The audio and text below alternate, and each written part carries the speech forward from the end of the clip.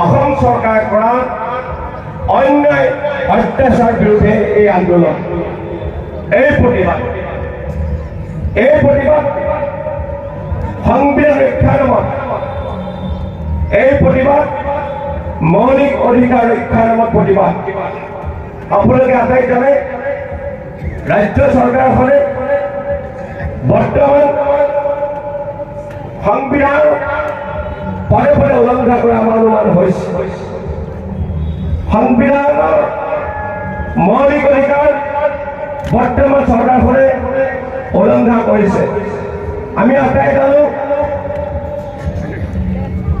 অন্ন বস্ত্ৰ বাসস্থান চিকিৎসা শিক্ষা আৰু ভূমি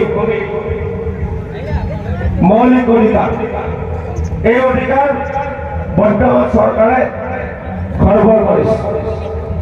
অন্ন আমাৰ অধিকাৰ, বস্ত্ৰ আমাৰ অধিকাৰ, চিকিৎসা আমাৰ অধিকাৰ, শিক্ষা আমাৰ অধিকাৰ, ভূমিও যদি আমাৰ মৌলিক অধিকাৰ আছিল, 1968 চনৰ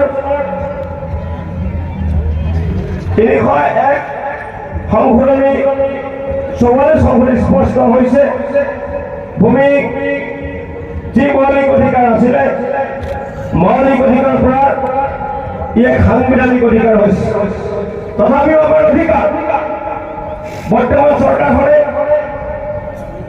ৰাজ্যখনক উন্নয়নৰ দিশে দিব নোৱাৰি ৰাজ্য জনতাই ৰাজ্য চৰকাৰখনক বিভিন্ন ধৰণৰ প্ৰশ্ন কৰাৰ কাৰণে ৰাজ্য চৰকাৰখনে তাৰ কোনো ধৰণৰ উত্তৰ দিব পৰা নাই। কিয় প্ৰশ্ন কৰিছে ৰাজ্য চৰকাৰখনক? ৰাজ্য চৰকাৰখনে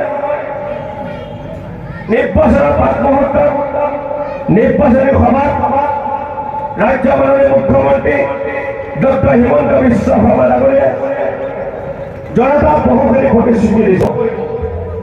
ঠিক আজি যেনেকুৱা প্ৰতিবাদ আমি কৰি যাম। চৰকাৰক আমি স্পষ্ট কৰিছো, আপোনালোকৰ যি ৰাজনৈতিক চৰিত্ৰ অলপ আজি দেখিছো আমি বহুদিন আপোনাৰ নিম্নগামী হৈছে।